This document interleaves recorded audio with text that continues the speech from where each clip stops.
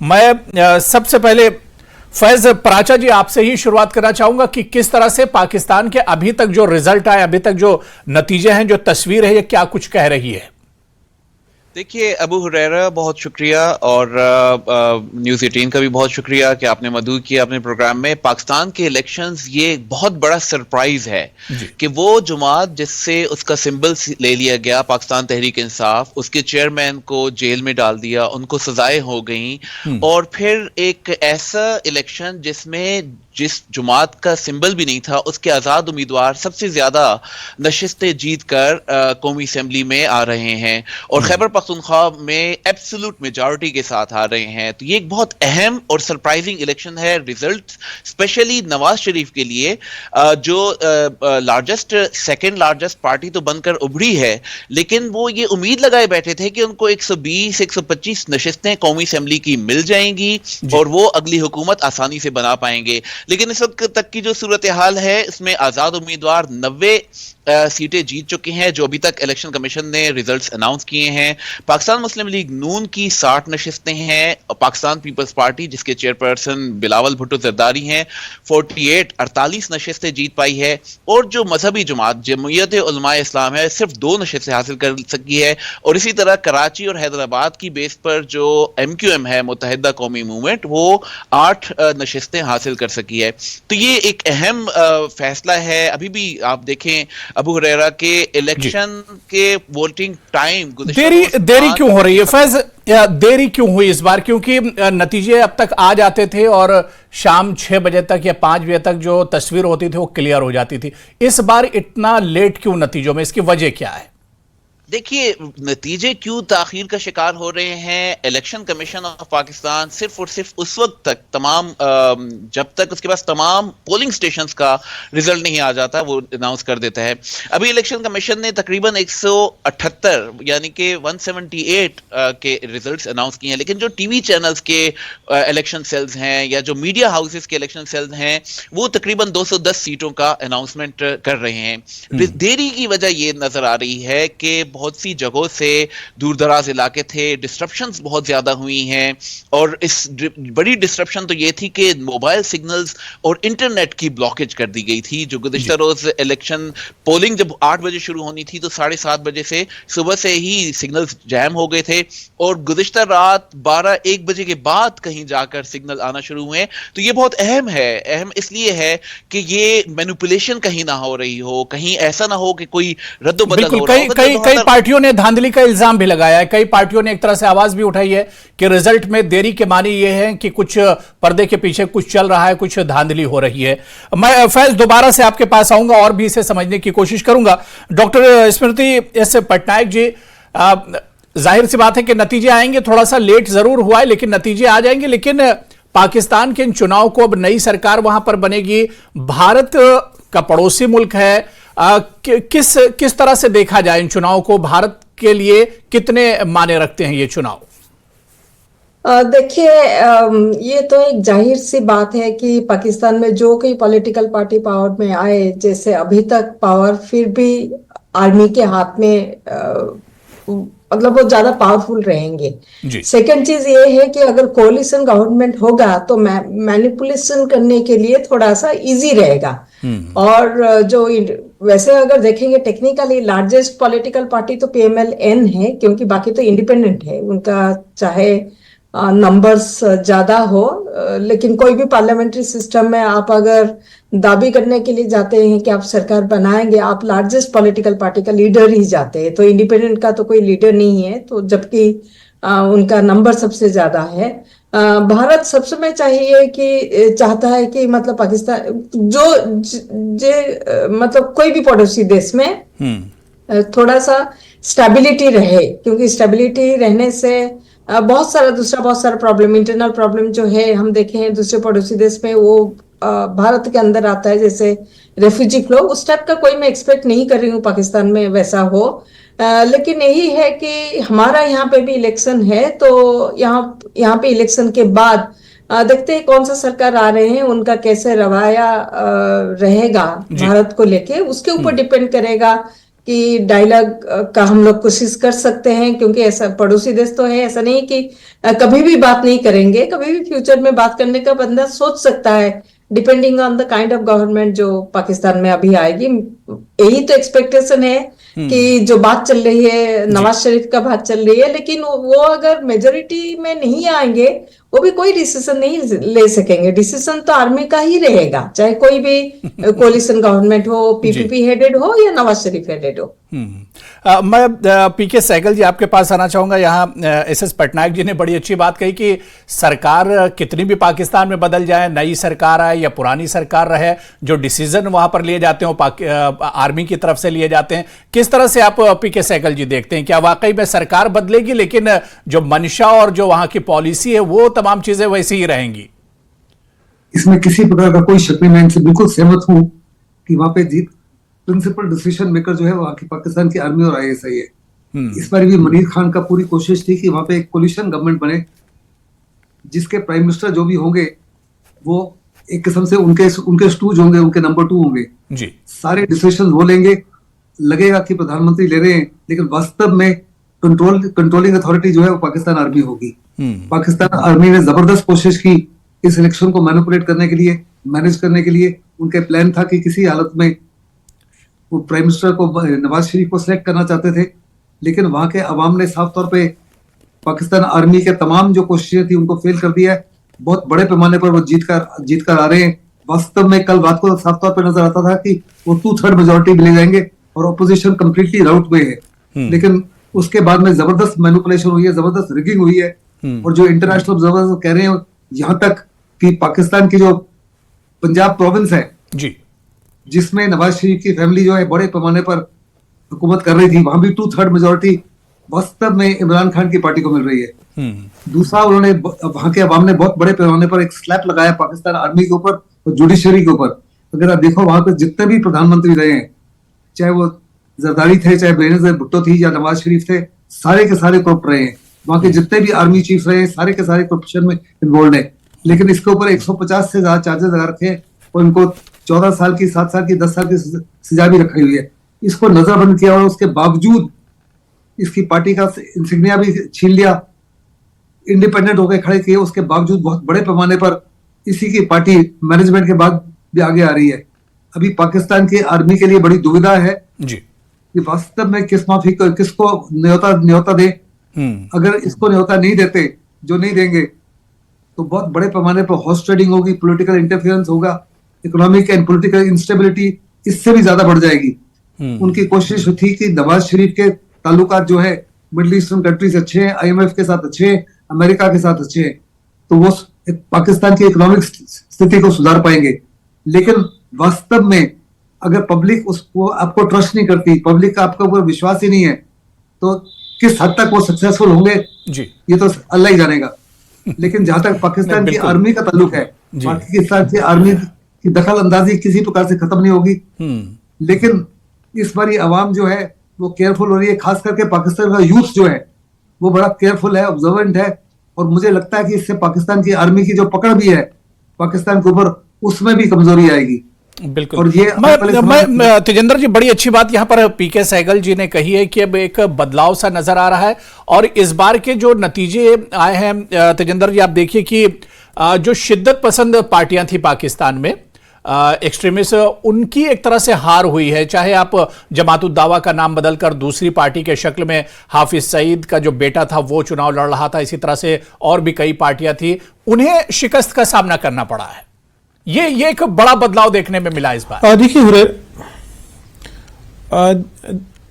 देखिए हुरैरा, ये बात बिल्कुल सही है कि पाकिस्तान के लोगों ने इस चीज को रियलाइज कर दिया है कि जो मेनेस ऑफ टेररिज्म है वो फिर से पाकिस्तान को अपना शिकार बना रहा है। अगर आपको याद होगा कि हिलरी क्लिंटन जब सेक्रेटरी ऑफ स्टेट थे और पाकिस्तान के दौरे पे थे, तो उन्होंने क्लियरली पाकिस्तान को ये बात कही थी कि अगर आप अपने बैकयार्ड में जहरीले सांप पालते हैं, ये सोच के कि आपके पड़ोसी को काटेंगे, लेकिन एक दिन ये आपको वापस काटेंगे।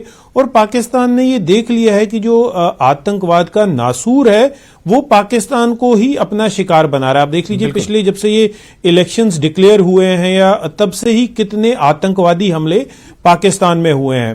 लेकिन हाँ, जैसे हमारे एक्सपर्ट्स बात कर रहे थे कि चाहे सरकार पाकिस्तान में किसी की भी बने, लेकिन उनकी हिंदुस्तान को लेकर, भारत को लेकर जो पॉलिसी होगी वो डिसाइड पाकिस्तान की आर्मी ही करेगी। देखिए, हमारे पाकिस्तानी कलीग यहां पर साथ बैठे हुए हैं, with due respect to him and his sentiments, लेकिन ये बात जग जाहिर है कि पाकिस्तान में सरकार चाहे इमरान खान की हो, चाहे नवाज शरीफ की हो, चाहे वहां पर कोई भी प्रधानमंत्री हो, किसी भी पार्टी का हो, लेकिन वहां पर जो सुप्रीम पावर है वो रावलपिंडी में है, आर्मी हेडक्वार्टर के पास है। वो लोग डिक्टेट करते हैं कि पाकिस्तान की इकोनॉमिक पॉलिसी क्या होगी, पाकिस्तान की फॉरेन पॉलिसी क्या होगी, स्पेशली पाकिस्तान की पॉलिसी टुवर्ड्स इंडिया क्या होगी। अगर आपको याद होगा, जब पाकिस्तान के प्रधानमंत्री नवाज शरीफ थे तो तब भारत से अटल बिहारी वाजपेयी दोस्ती की बस लेकर लाहौर गए थे, लेकिन पाकिस्तान की आर्मी ने क्या किया? पाकिस्तान की आर्मी ने कारगिल के रूप में भारत के पीछे एक खंजर घोंपा। ये बिल्कुल पाकिस्तान की मिलिट्री का जो सर्वाइवल है वो लोगों को भारत के खिलाफ भड़काना, भारत के खिलाफ जो सो कॉल्ड जिहाद है उसको प्रमोट करना। अगर आप याद होगा, कुछ दिन पहले एक वीडियो पाकिस्तान में वायरल हुआ था, एक पाकिस्तान के आर्मी के ऑफिसर ही वहां पर लोगों को गजवातुल हिंद के बारे में बात कर रहे थे कि कैसे वो सो कॉल्ड लश्कर आएगा और भारत को फतेह करेगा। तो ये माइंडसेट जो लोगों को ये बीज बोया जा रहा है, लेकिन लोगों ने एक चीज को अंडरस्टैंड कर लिया है पाकिस्तान में। मैं आपके सवाल पे आता हूं कि इन चीजों से, इन जो सो कॉल्ड जो सब्ज बाग दिखाए जाते हैं कि हम भारत से आगे जाएंगे या भारत को हम कंकर करेंगे, वो उससे उन लोगों की रोजी रोटी नहीं चलेगी, उनके घर में चूल्हा नहीं जलेगा। अभी हाल ही में हमने देखा कि पाकिस्तान ने आईएमएफ से $3 बिलियन कर्जा मांगा है पाकिस्तान की इकोनॉमिक क्राइसिस से बाहर निकलने के लिए। और दूसरी तरफ हमने देखा कि भारत ने सिर्फ एक साल का जो जम्मू कश्मीर का बजट है, $14 बिलियन से ऊपर का बजट सैंक्शन किया है जम्मू कश्मीर के लिए। तो आप देख लीजिए जो कंट्रास्ट है इकोनॉमी में। सबसे बड़ी जो चैलेंज रहेगी, चाहे प्रधानमंत्री पाकिस्तान के कोई भी बने, कि कैसे पाकिस्तान को ये जो मुआशी इकोनॉमिक क्राइसिस है उसमें से बाहर निकालना। जी ओरेरा, बिल्कुल जाहिर सी बात है, कोई भी सरकार है और कोई भी प्रधानमंत्री आता है, पीएम आता है, उसके लिए चैलेंजेस बहुत रहेंगे। मैं फैज प्राचा आपके पास आना चाहूंगा। 2-3 सवाल हैं यहां पर, जो हमारे साथ जो पैनलिस्ट साथी बैठे हैं, कई सवाल उन्होंने उठाए हैं कि पाकिस्तान में सरकार जरूर बदलेगी, लेकिन क्या भारत को लेकर उसकी पॉलिसी में कोई लचक आएगी, क्या कोई बदलाव देखने को मिलेगा? क्योंकि पाकिस्तान खुद टेररिज्म का शिकार रहा है और परेशान रहा है। आप सिर्फ बहुत पीछे ना जाएं, सिर्फ इसी चुनाव के दौर को देख लें तो पाकिस्तान में लगातार कई अटैक हुए हैं और काफी जानी नुकसान पाकिस्तान का हुआ है। एक सवाल तो यह कि जो भी सरकार फैज बनेगी उसके सामने चैलेंजेस पाकिस्तान में बहुत हैं, लेकिन जो तस्वीर अभी रिजल्ट की आ रही है, ऐसे में क्या लग रहा है कि हंग असेंबली के चांसेस अब बन रहे हैं, या फिर जो अपोजिशन पहले इमरान खान के लिए एक हुआ था वही यहां पर सब अलग अलग चुनाव लड़ रहे हैं? क्या दोबारा से फिर यही सब एक हो जाएंगे सरकार बनाने के लिए? देखिए हुरैरा, बहुत शुक्रिया वंस अगेन। इम्पोर्टेंट क्या है? इम्पोर्टेंट ये है कि पाकिस्तान का जो चुनाव है उसमें जो अवाम ने अपना डिसीजन दिया है वो तो दिया है, लेकिन साथ ही साथ जो हमारे पैनल में मौजूद एक्सपर्ट्स हैं उनकी राय का भी एहतराम है। अहम बात क्या है? अहम बात यह है कि पाकिस्तानी चाहते क्या हैं।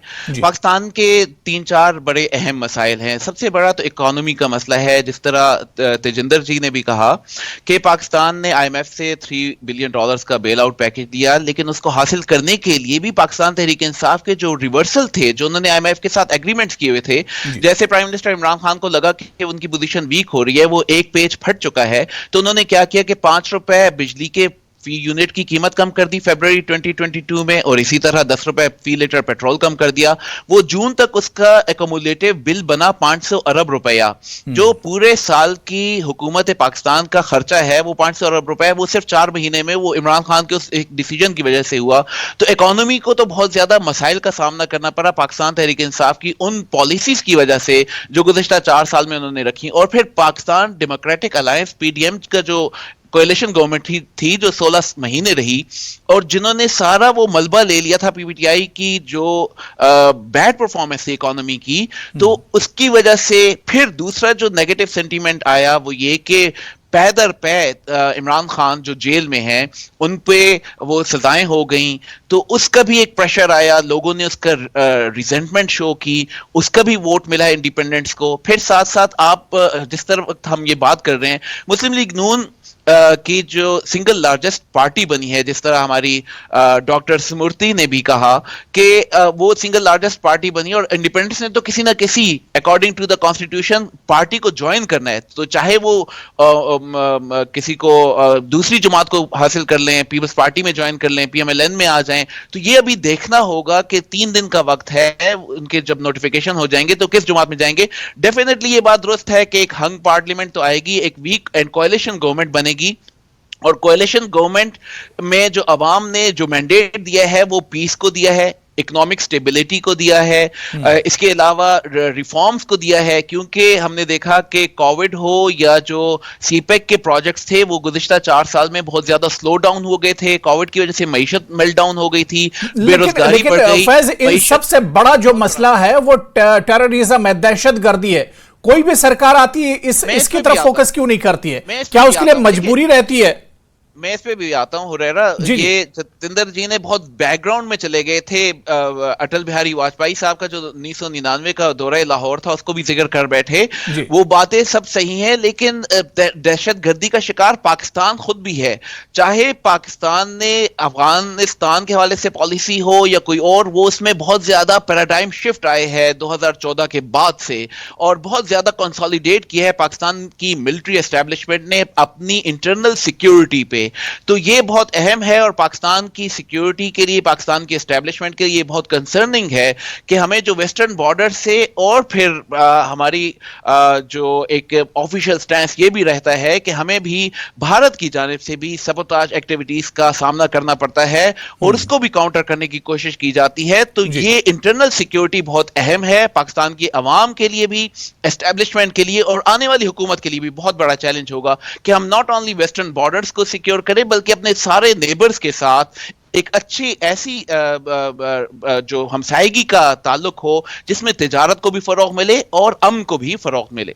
बिल्कुल, मैं डॉक्टर स्मृति पटनायक जी आपके पास आऊंगा कि किस तरह से देखते हैं, क्योंकि अभी तक जो रिजल्ट की सूरत हाल है, जो तस्वीर है, ऐसे में तो लग रहा है कि हंग पार्लियामेंट एक तरह से होने जा रहा है, कोई मेजॉरिटी किसी एक के पास तो आने नहीं जा रही है। ऐसे में अब किस तरह से पाकिस्तान का फ्यूचर आप देखती हैं? क्योंकि बहुत से मसाइल हैं, जिधर तेजेंद्र जी ने भी रोशनी डाली, सहगल जी ने भी, और फैज ने, सबने एक तरह से उधर रोशनी डाली है, तो किस तरह से आप देखती हैं? सबसे इम्पोर्टेंट तो ये रहेगा कि पाकिस्तान का इकोनॉमी जो कि बहुत ही खराब स्थिति पे है, इन्फ्लेशन बहुत हाई है, और डेट भी बहुत ज्यादा है। जो एक प्रेशर रही है वर्ल्ड बैंक से और आईएमएफ से, आईएमएफ का भी तो लोन मतलब कुछ महीना पहले एक ट्रांच मिला है पाकिस्तान को, तो इसीलिए पहला फोकस तो यही रहेगा कि इकोनॉमी के ऊपर ध्यान दे। इनफैक्ट यही इकोनॉमी के लिए आप अगर देखेंगे केयरटेकर सरकार के टाइम में अभी जो पाकिस्तान का रही है, उनका एक्चुअली एजेंडा में नहीं था कि इकोनॉमी केयरटेकर सरकार कुछ डिसीजन ले सके, लेकिन अभी हम देखें कि पार्लियामेंट केयरटेकर रिजिम को जाने से पहले अमेंडमेंट पाकिस्तान में आया था, जिसमें पाकिस्तान का इकोनॉमी का कोई प्रॉब्लम होगा, कुछ भी होगा, तो केयरटेकर गवर्नमेंट डिसीजन ले सके। तो उसमें से पता चल रहा है कि इकोनॉमी, पाकिस्तान का इकोनॉमी के लिए सबसे ज्यादा प्रायोरिटी रहेगा जो भी नया सरकार आएगा। सेकंड ये रहेगा कि जैसे आप टेररिज्म का बात बोले, और उनका जो वेस्टर्न बॉर्डर का बात तो बहुत हो रही है, लेकिन पाकिस्तान का अफगानिस्तान के साथ जो बॉर्डर है वो भी बहुत पोरस है, और वहां पे भी हम देखें कि वहां से भी प्रॉब्लम हो रही है, जैसे टीडीपी का अटैक भी हुई है, तो इंटरनल सिक्योरिटी का प्रॉब्लम रहेगा। लेकिन सब समय ये भी एक चीज जो ध्यान में आता है कि अगर इंटरनल सिक्योरिटी का प्रॉब्लम होगा तो वहां पे पिछले बहुत साल से हमने ये नहीं देखा कि पाकिस्तान का पुलिस को कोई स्ट्रांग किया जाए कि पुलिस या पैरामिलिट्री वो इंटरनल सिक्योरिटी सिचुएशन के साथ डील कर सके। तो जितना इंटरनल सिक्योरिटी सिचुएशन बढ़ेगा या खराब होगा, आप देखेंगे आर्मी का एक्सपेंशन एक्सटर्नल सिक्योरिटी से इंटरनल सिक्योरिटी की तरफ आ रहा है, जो कि एक्चुअली पुलिस और लॉ एनफोर्समेंट एजेंसी के हाथ में जाना चाहिए। चाहे बलूचिस्तान हो, चाहे बॉम्ब ब्लास्ट फाटा हो, सब जगह पे धीरे धीरे आर्मी का मतलब ये एक्सटर्नल सिक्योरिटी सिर्फ आर्मी का जो एजेंट मतलब जो रहता है एक मतलब आर्मी अगर है तो एक्सटर्नल सिक्योरिटी देखता है, लेकिन पाकिस्तान में मैं देखती हूँ धीरे धीरे इंटरनल सिक्योरिटी की तरफ वो आ रहे हैं। तो ये दो सबसे मेजर चैलेंज हो गए। इकोनॉमी रिलेटेड जितना सारा चीज है, पॉवर्टी हो या जैसे वुमेन डेवलपमेंट, वो सारे इश्यूज हो, सारे कुछ इकोनॉमी के ऊपर आएगा और सिक्योरिटी ऑब्वियसली इंटरनल सिक्योरिटी में। बिल्कुल। पीके सहगल जी, क्योंकि आर्मी का रोल बहुत अहम होता है, इससे पहले भी हमने बात की, और ऐसे में अगर हंग पार्लियामेंट आती है तो ऐसी सूरत में फिर आर्मी का अमल दखल और ज्यादा एक तरह से बढ़ जाएगा। देखो, पाकिस्तान आर्मी के दो मुख्य एम थे जी। पहले कि हर हालत में यकीन करेगी जहां तक इमरान खान की पार्टी है वो पूरी बहुमत मत ले सके, और दूसरा किसी भी हालत में हंग पार्लियामेंट ही हो, क्योंकि अगर हंग पार्लियामेंट है तो वो मैनिपुलेट करेंगे नवाज शरीफ को या बेनजीर भुट्टो के बेटे को जी, और पाकिस्तान की आर्मी कंट्रोलिंग अथॉरिटी होगी। और अगर हाइपोथेटिकली नवाज शरीफ को फुल मेजोरिटी मिल जाती तो आपको याद होगा कि नवाज शरीफ को 2 बार हटाया गया सत्ता से, प्राइमरली बिकॉज उसने पाकिस्तान आर्मी के पावर्स को लिमिट करने की कोशिश की। इस समय अगर नवाज शरीफ प्रधानमंत्री बनते हैं तो वो अपनी सर्वाइवल के लिए कंप्लीटली डिपेंडेंट हो गए 100% ऑफ द पाकिस्तानी आर्मी, और यही पाकिस्तान की आर्मी की कोशिश थी ताकि उनके जो रोल है उसमें किसी प्रकार की कोई कमी ना आए। ये मुनीर खान का बहुत बड़ा प्लान था, उसमें उन्होंने सफलता हासिल की है। इसके बावजूद कि पाकिस्तान के लोगों ने इसका विरोध किया है by giving a largest number of seats to the independence. जहां तक इन्होंने कहा कि पाकिस्तान को वेस्टर्न बॉर्डर सिक्योर करने पड़ेंगे। अब देखो 1948, 65, 71, 99 पुलवामा और उरी, हिंदुस्तान ने केवल रिएक्ट किया। हर बारी पाकिस्तान ने पहल की और हमने केवल रिएक्ट किया। हिंदुस्तान की तरफ से पाकिस्तान को किसी प्रकार का कोई खतरा नहीं। पाकिस्तान के वेस्टर्न बॉर्डर्स 100% सिक्योर है। अगर पाकिस्तान जो है ये आतंकवाद हिंदुस्तान के खिलाफ बंद करे, हिंदुस्तान तो केवल रिएक्ट करता है। और हिंदुस्तान ने हिंदुस्तान चाहता है कि पाकिस्तान में एक मजबूत सरकार है और हिंदुस्तान के अच्छे रिश्ते उसके साथ हों, ताकि पाकिस्तान भी डेवलपमेंट, पाकिस्तान में भी तरक्की हो और भारत और पाकिस्तान मिलकर चलें, बातचीत हो और एक साथ चलें। लेकिन कहीं ना कहीं जो शिद्दत पसंदी है या जो पाकिस्तान की नापाक हरकतें हैं उसकी वजह से खमियाजा एक तरह से भुगतना पड़ता है और पाकिस्तान भी उसे भुगत रहा है। मैं तेजेंद्र जी, क्योंकि इस बार तस्वीर अभी तक साफ नहीं है, लेकिन हम हमेशा देखते हैं अगर मजबूत सरकार भी पाकिस्तान में आ जाती है वो भी अपने 5 साल पूरे नहीं कर पाती है।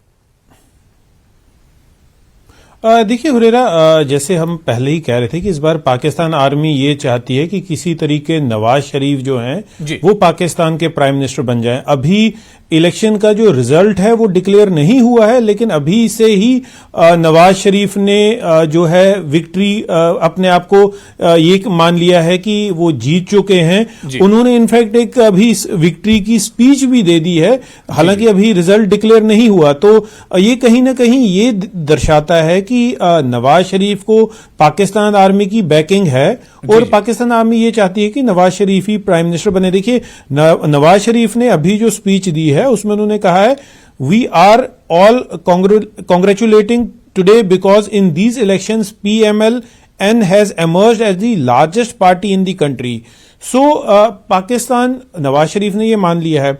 रही बात जिस तरह से हमारे एक्सपर्ट ये बता रहे थे कि भारत ने कभी भी पाकिस्तान की तरफ कोई भी उनको किसी भी तरह का नुकसान पहुंचाने की पहल नहीं की है। उड़ी के बाद जब उड़ी में पाकिस्तानी ट्रेन टेररिस्ट ने हमारे फौजियों पे हमला किया, उसके बाद ही as a reaction surgical strike हुए। पुलवामा में जहां पर हमारे 40 CRPF के जवान जो हैं वो शहीद कर दिए गए जब लश्कर तोयबा के आतंकवादी ने वहां पर हमला किया, उसके पूरे तार जो थे पाकिस्तान से थे। उसके बाद इंडियन एयरफोर्स ने बालाकोट किया, लेकिन कभी भी भारत ने पाकिस्तान को पहले प्रवोक नहीं किया, पहले कोई हमला नहीं किया। तो पाकिस्तान में चाहे कोई भी सरकार आए, कितनी भी मजबूत आए, उनको इस बात को बिल्कुल समझ लेना चाहिए कि भारत से उनको कोई खतरा नहीं है। जो उनके वहां पर टेररिज्म है, जो पाकिस्तान पीओके में या मेनलैंड पाकिस्तान में जो टेरर ट्रेनिंग कैंप्स चल रहे हैं, कोटली, मीरपुर, उन टेरर कैंप्स को उन्होंने बंद करना है। जो लॉन्च पैड्स हैं जहां पर वो आतंकवादी वेट कर रहे हैं उस अपॉर्चुनिटी का कि कैसे वो लाइन ऑफ कंट्रोल या इंटरनेशनल बॉर्डर क्रॉस करके भारत में आए, यहां पर आतंकवादी हमले करें, वो पाकिस्तान को वो कंट्रोल करना है। लेकिन ये ना विशफुल थिंकिंग होगी। वो पाकिस्तान में चाहे कोई भी सरकार आए वो उसे कंट्रोल नहीं करेंगे, क्योंकि पाकिस्तान की आर्मी की और पाकिस्तान की एक स्टेटेड पॉलिसी है to bleed India with 1000 cuts. अभी जैसे हमारे पाकिस्तान के colleagues, with all due respect to him, वो कह रहे थे कि भारत से सबोटाज हो रहा है। आप बताइए, गजवातुल हिंद जो है वो भारत का कंसेप्ट तो नहीं है, वो पाकिस्तान का कंसेप्ट है। To bleed India with 1000 cuts, ये पाकिस्तान की स्टेटेड पॉलिसी है। पाकिस्तान में खुलेआम जो आतंकवादी हैं, जैश ए मोहम्मद या लश्कर तोयबा वाले, वो इनफैक्ट 5, मेरे को एक चीज कहने दीजिए, 5 फरवरी को so called Kashmir solidarity day हुआ, तो खुलेआम वहां पर आतंकवादियों के जो लीडर्स हैं वो भारत को धमकियां दे रहे थे। भारत में तो कभी ऐसा नहीं हुआ कि हम लश्कर लेकर दिल्ली पे कब्जा करेंगे। भारत में तो ऐसा कभी नहीं कहा कि हम यहां से लश्कर ले जाके लाहौर पे या कराची पे कब्जा करेंगे। तो इन चीजों को पाकिस्तान ने कंट्रोल करना है, भारत से कोई खतरा नहीं है। पाकिस्तान में जितनी भी दहशतगर्दी हुई है और पाकिस्तान की स्टेट पॉलिसी है, दफ्तर खारजा के बयान आते हैं, वजीर खारजा और ISPR के तर्जुमान मिलकर ये बात करते आए हैं कि भारत पाकिस्तान के अंदर बहुत सी ऐसे इंसिडेंट्स में मुलव्विस पाया गया है कि भारतीय एजेंट्स आए हैं। आई डोंट थिंक कि दिस प्रोग्राम वाज देखिए, बोलने के लिए हम कह सकते हैं। आप देखिए 26/11 का आतंकी हमला हुआ, हमने भारत ने पाकिस्तानी जो कसाब था उसको, जी नहीं आप सुन लीजिए, कसाब दुनिया के सामने था जी, और उसमें भारतीय एजेंट्स मुलव्विस रहे हैं। भारतीय एजेंट्स भी यहां पर सबोताज एक्टिविटीज रहे हैं। वो जो ईरान से एजेंट पकड़ा गया था वो अभी भी पाकिस्तान की कैद में है, और पाकिस्तान ने तो हमेशा इंडियन एग्रेशन जो रहा है 26/11 फैज देखिए 26/11 में किसका हाथ है दुनिया जान रही है। उसामा बिन लादेन पाकिस्तान में पाया गया, पाकिस्तान में मारा गया, दुनिया इसे जान रही है। हाफिज सईद पाकिस्तान में, हाफिज सईद पाकिस्तान में है, सलाहुद्दीन पाकिस्तान में है, दुनिया जान रही है। तो देखिए आज मौका नहीं है। आप कुलभूषण यादव की बात करें, उन्हें तो ईरान से किडनैप करके लाया गया ISI द्वारा। पाकिस्तान में भी ऐसे सबूत मुयस्सर हुए हैं, ऐसे दहशतगर्द पकड़े गए हैं जिनके ताने बाने भारत से चलते आए हैं। तो ये कभी भी वन साइडेड स्टोरी नहीं होती।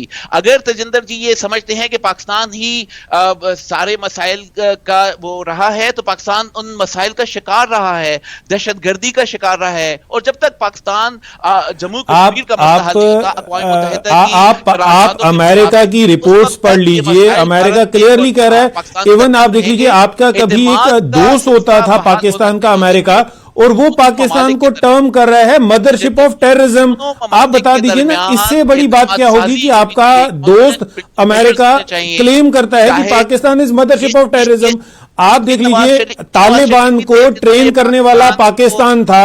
मान लीजिए ओसामा बिन लादेन पाकिस्तान में आपकी आर्मी की पुष्टपनाही में रह रहा था, उसे अमेरिका ने मारा। चलिए अभी हम आपको गर्दी का शिकार रहा है। नहीं चलिए, देखिए बहुत से ऐसे सबूत हैं जिस पर बात की जाएगी तो उसमें वक्त की कमी पड़ जाएगी, क्योंकि पाकिस्तान की जो हरकतें वो तो दुनिया एक तरह से जान रही है। लेकिन आज हम दूसरे इशू पर बैठे हैं। हम यही चाहते हैं कि पाकिस्तान में एक अच्छी सरकार चुनकर आए, एक अच्छा वजीर आजम, एक मजबूत वजीर आजम, एक मजबूत सरकार होनी चाहिए जिससे भारत के रिश्ते अच्छे हों और पाकिस्तान भी फले फूले और वहां की दहशतगर्दी पर नकेल कसे। ऐसी सरकार आनी चाहिए कि पाकिस्तान की दहशतगर्दी जिससे पाकिस्तान खुद परेशान है, पाकिस्तान की आवाम परेशान है, उसे भी एक तरह से राहत मिल सके। बहुत